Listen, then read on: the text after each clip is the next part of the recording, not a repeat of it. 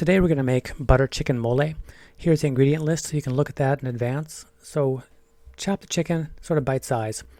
Then add in the yogurt, the 2 cups of yogurt, the couple tablespoons of chili garlic paste, and the dry ingredients listed on that initial sheet.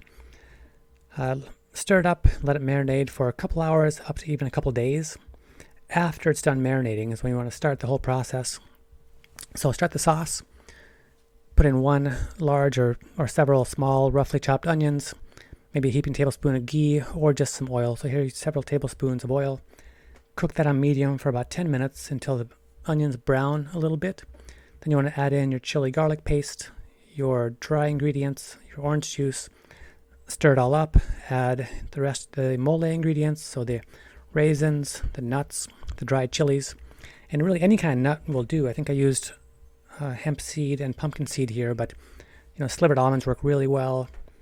Pistachios are probably my favorite, so any kind of nut really works well. Add all of that in. Cook that for about 10 minutes, then I tend to go back and chop up the chilies a little more just to make sure they cook even better.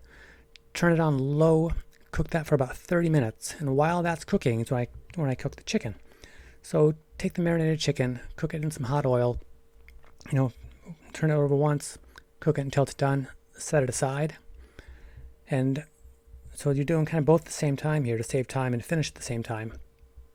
And when the sauce is done, you'll see how kind of thick it is at the end here in the picture, and you can thin it out with some water or some heavy cream. I add a little bit of heavy cream at the end just to make it sure it's smooth when I blend it. And if your blender doesn't give a very, very smooth consistency, you shouldn't have any seeds or nuts or anything left. It should be totally smooth.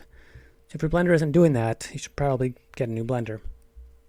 So when that's all done, you mix the blended sauce back into the chicken, and that's it. You have your butter chicken mole. And this actually freezes really well, so you can freeze it with the chicken up to several weeks. And when you reheat that, it's even better because the flavors really blend while it's sitting.